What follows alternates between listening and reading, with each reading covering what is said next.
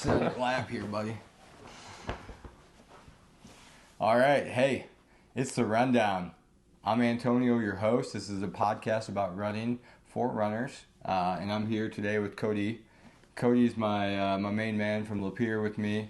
Met him a couple years ago. Cody, tell us a little bit about you. Yeah, so I started running actually when I met Antonio. Before that, I was not a runner. Started a 5K in honor of my son and got a hold of Antonio and to see if they would be interested in helping me grow the race. And that started my running career. And now I'm signed up for a marathon and running way more miles per week than I ever thought I would.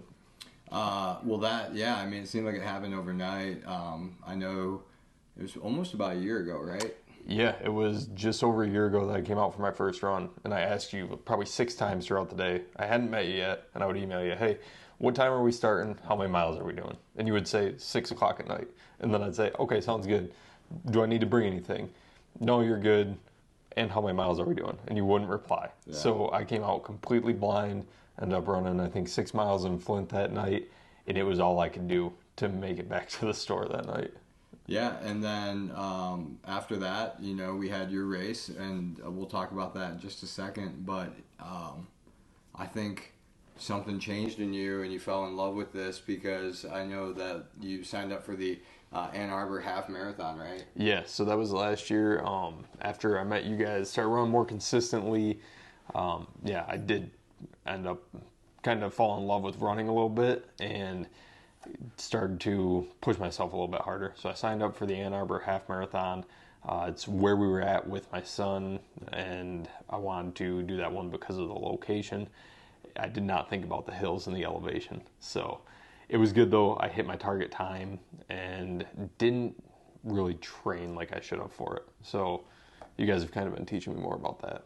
Yeah, I think, when we say fell in love with running, it's kind of like a weird thing because you fall in love with it, but you also hate it at times too. I mean, I know my wife's going to hate this, but I think it's a lot like marriage, right? Where, you're like, oh, I love you so much, but right now I'm so mad at you, right? Like, yeah. There's probably times. The biggest struggle for me is like, I love running and I hate trying to fit it into my day. So I end up getting mad at myself because it's like I should have gotten up earlier or I should have skipped out on this portion of my day to get a run in. And it ends up causing me some stress because I know I need to be getting those miles. And I think that's my biggest hate portion of the relationship. That's very different for me. Yeah. I'm like, I get it in, but my hatred comes during the run most times. It's usually the first 1 to 3 or 5 miles that I'm like, this is stupid. Why am I here? I could be hanging out at home or just sleeping or doing something that's more enjoyable. Right. But I think always after I'm done, I'm like, man, I'm glad I got that in, right? Yeah, and I'm the exact opposite. Like, if I can get myself there to run and I get started, I'm good to go. Like, I can push myself through it. It's just usually carving out the time to get the run is the hard part. Once I'm there, I'm happy. I'm set. We're different people, but it works out good though, because you can push me to get there, and then I can push you to the end of the run if I show up. So here's a secret that everyone's gonna mind blown. The reason why I push everybody so hard is because it actually motivates me, right? So if I know you're gonna be there, if I know our morning group's gonna be there, or someone's coming to group run, I'm gonna be there. Like I can't just say, hey, come on out, and then not show up. Like. I mean, I've done that, and it doesn't work out for me. No. I get the hate mail or hate text. Yeah. Hey, man. If it wasn't for that group, I wouldn't still be running. Yeah. Like the Lapeer group, that's what keeps pushing me. They're a good group of people. Yeah. Let's talk about something that's very important to you, man, and kind of what sparked all this, Warrior Grit Fitness and Jack and how it all started. Yeah, so we started Warrior Grip Fitness in 2022. It was February of 2022. My son had a heart defect when he was born in June of 2021. And we were at U of M. They thought for sure leading up to the birth that they would be able to fix the heart defect. He was born 3 weeks early, scheduled 3 weeks early. That way we could control everything. He ended up ultimately passing away due to trauma from 2 May surgeries. And when you're working on a heart the size of a penny, it's very tough. But every step of the way, they thought they were going to be able to fix it. And it was actually the Friday before he passed. The nurse came to us and she's like, hey, you guys are in a good spot. You should go home, spend some time with your other son. Take a couple days, come back, and we'll take care of him while you're gone. And we left on Saturday morning. We went to see him. We got to the hospital every day at 7 o'clock, so that way we didn't miss the doctors doing their rounds. We got there, and they did their rounds. We drove home. We hung out with our son that afternoon, got up the next morning, had breakfast with him. He was staying with my parents, and we drove back down. And this was pretty much our life for 3 weeks, was living in a hotel and then at the hospital during the days. When we got back down there, he had completely taken a turn. Didn't even look like the same kid. We ended up ultimately losing him during a surgery to try to repair a leaky valve.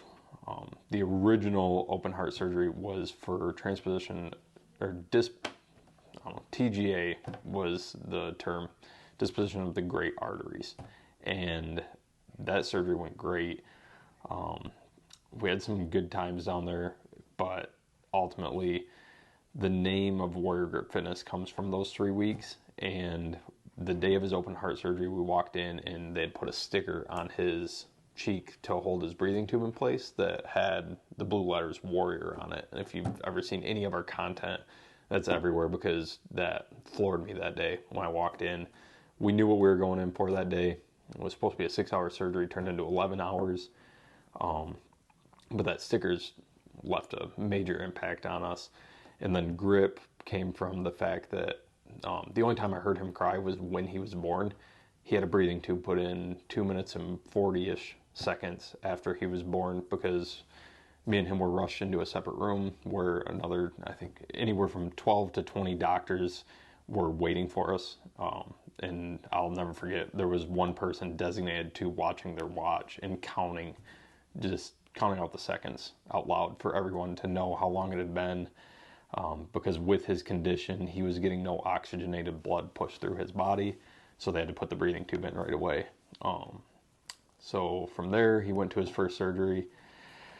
But the grip portion was that during the time we spent with him, he could hold onto our finger, and he always would. He was very sedated the whole time. After his open heart surgery, they were never able to close the chest due to swelling, so they had to keep him in a very sedated state. He would rarely open his eyes, kind of make little movements, but not much. But if you put your finger up by his hand, he would grab on and hang on. So that's how we spent most of our time there. When the nurses weren't working on, we'd be standing next to the bed and he'd be hanging on to our finger. And then fitness was the last part. It was very stressful, and me and my wife were spending every second together. So when we would get back to the hotel, we would both kind of need a minute to process our day in different ways. And hers was kind of a silence thing. She would sit up in the hotel room and just take an hour to take a breather. Usually she was the one ordering the food for us for the night at the hotel. I had bought a sandbag that I took to the hotel with me, and I would carry that down to the hotel gym, and I would work out for an hour. And that's how I kept myself sane enough to deal with the same issues we were going to deal with the next day. So it was a repeat process of all of those 3 things, and that's how we came up with Warrior Grip Fitness.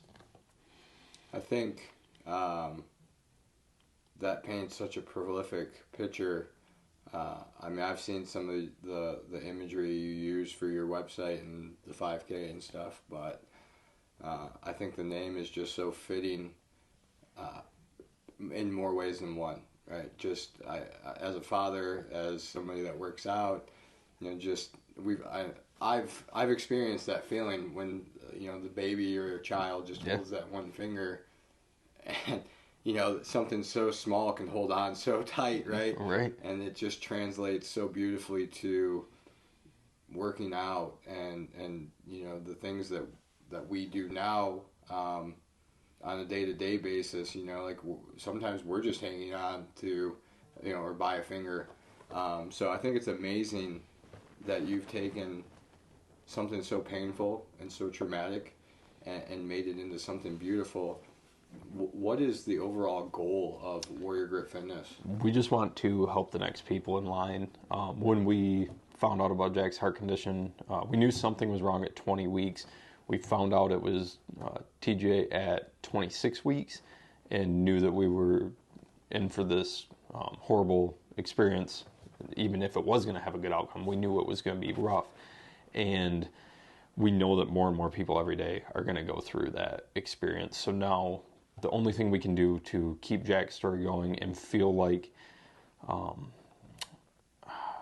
we're helping out from our terrible situation was to help out the next people in line. And that's what Warrior Grip is. Last year, we donated over $5,000 to CS Mott, and that was just our first year. Our goal is to continue to grow and make a huge impact on the community of people that are still dealing with this, or even the research behind the adults that are still living after they've had heart conditions. I know there's one guy on Instagram that have reached out to me. He just spent I think it was his 32nd birthday in the hospital from his 5th open heart surgery, and he was born with a heart defect. So whatever we can do to help with the research, support of the families, support of the children, that's how we want to keep Jack's legacy going. Obviously, we're a run-centric community here at Complete Runner and myself. What is the 5K the only event you guys put on, or are there other events that you do to raise money for this? So in the past, we have done other events. This year, our main focus is kind of perfecting the 5K, I would say. We're really focused on the 5K this year to make sure that it is a repeatable process for years to come. But we do plan to do some CrossFit events and some other fitness events. Of course, most, if not all, of our fundraiser events will be fitness related because it's part of who we are as a company or a nonprofit. We have in the past and probably will continue into this year, we will do toy drives around Jack's birthday and Christmas. We set up a spot to drop off donations for toys. When we get those donations, we take them down to the children at CS Mott Children's Hospital and donate them to them to brighten their day. Let's talk about that a little bit more when it gets closer. I think that's something we could definitely be on board with helping with, and maybe incentivize people to contribute. Yeah, that'd be awesome. Let's talk a little bit about the 5K portion coming up, right? We got it June 15th? Yeah, June 15th at 9 a.m. in Lapeer. We do have to move the location this year, but same setup. Still going to be a 1 mile loop 3 times, so it will equate to a full 5K. The cool part about it is families, kids, wives who aren't running, husbands who aren't running are able to cheer on the runners as they come through that gate. And it worked really well last year. We had great reviews from everybody who did run, who filled out the survey or that I had reached out to. And we plan to continue that. So we'll still keep the paved 1 mile course for this year.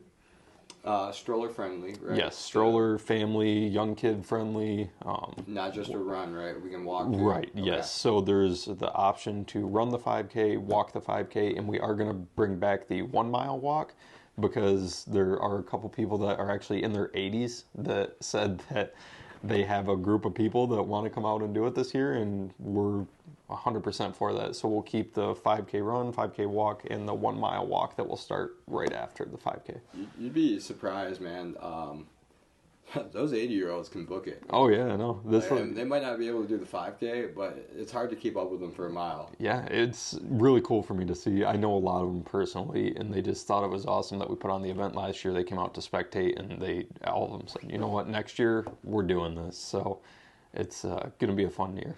What about somebody that, they're just not interested or maybe not ready to come out and run or walk? Is there other avenues that they can contribute? Yeah, so we're working on redoing our website. There will be a donate spot. The way it works is every year we do the donation within a couple weeks after the event, after all the final invoices come in, things like that. That's when we donate the money to CS Mott. So we'll have a separate button for that where you can donate directly if you don't want to participate or if you're not able to make it out for that day. And then, like I said, in the upcoming years, we plan to do 2 or 3 events each year, all fitness related, but some walks, some CrossFit events, things like that.